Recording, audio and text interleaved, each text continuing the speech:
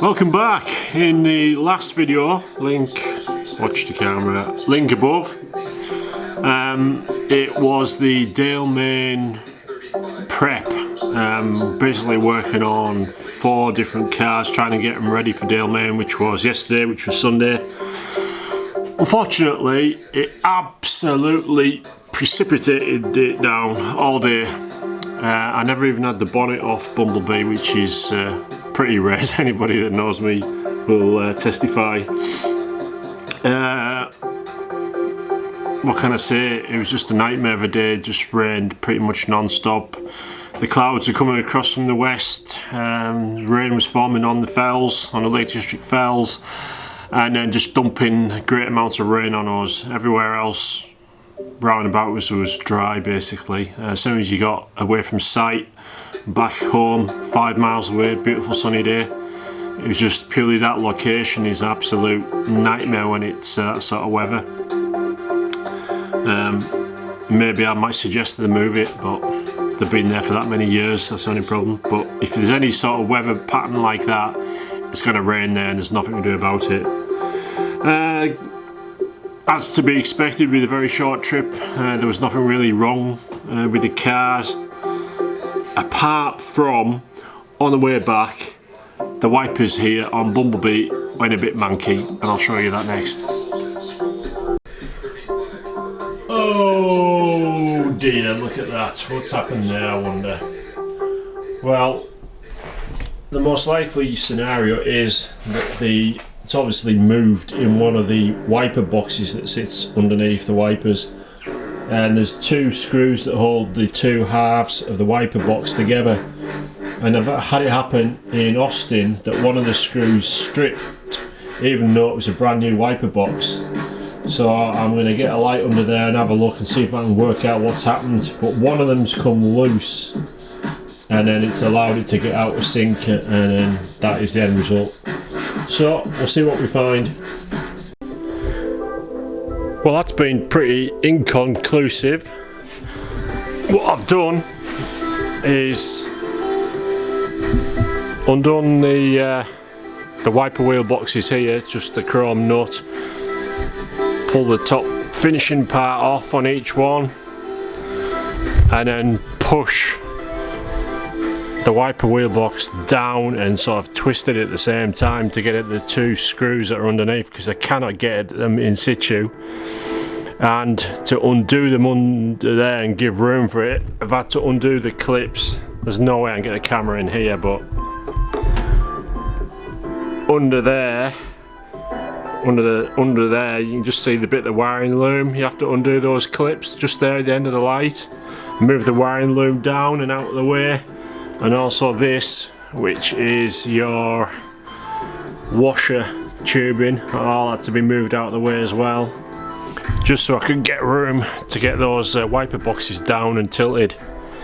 And obviously I haven't tested it yet, I'm putting it back together, so I don't know if that's fixed it or not, but we'll see. Other point to note is, he says, reaching across here, if I put these in front of the camera, these are the wipers blades that have been on for, I don't know, 6 months.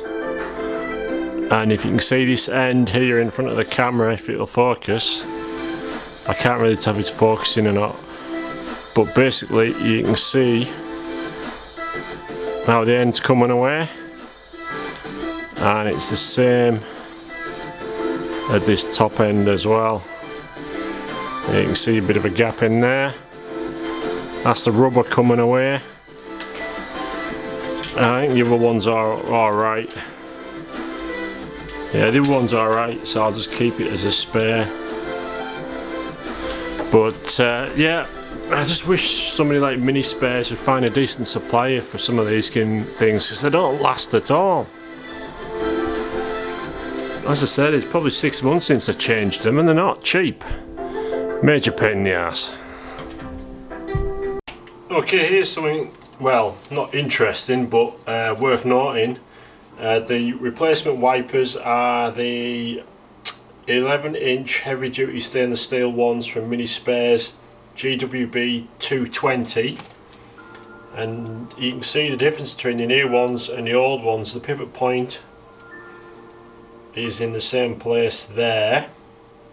The bottom one, the text one, is the old one, and the upper one, as you're looking at it, is the new one.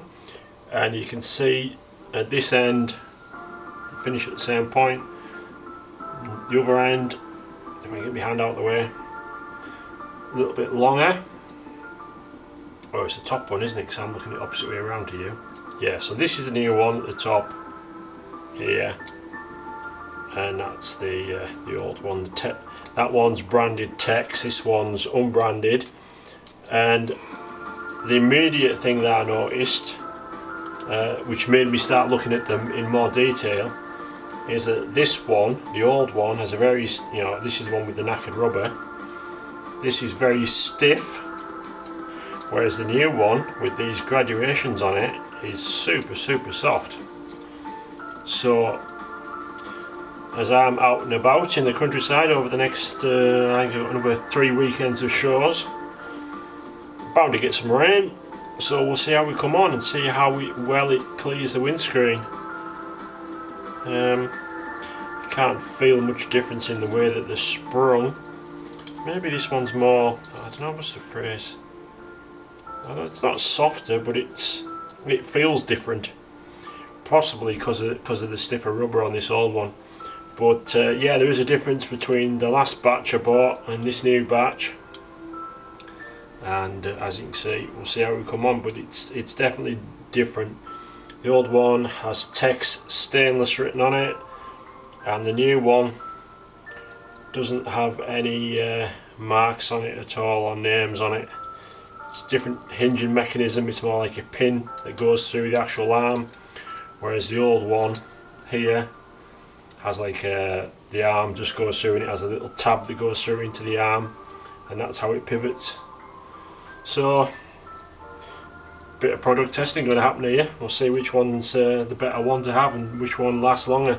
As I say, these old ones, the stiffer ones, can't be more than 6 months, and they're going at the ends already, which is just bloody appalling. Like, and you can see all the way along the rubber, it's starting to degrade. When you look at various points along the length, it's starting to crack in the back where the fold is, where the material's folded over. So it's just perishing.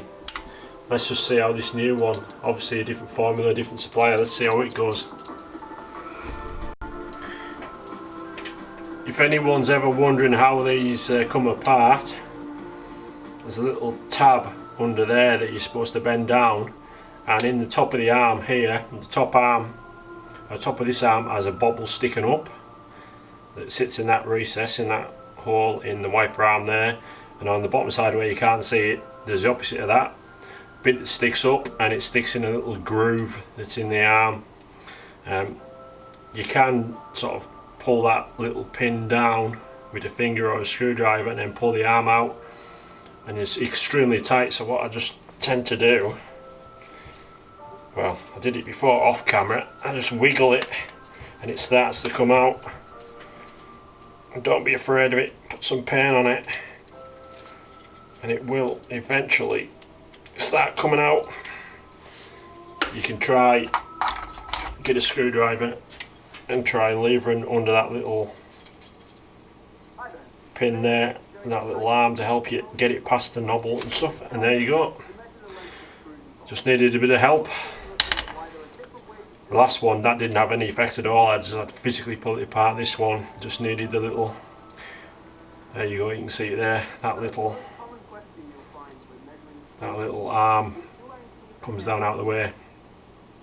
And there, if it probably won't focus, I can't tell on that little screen, but the top of the arm is a bit that sticks up, the bottom there's a hole for the this bit in here to stick into, and then assembling it to the new one.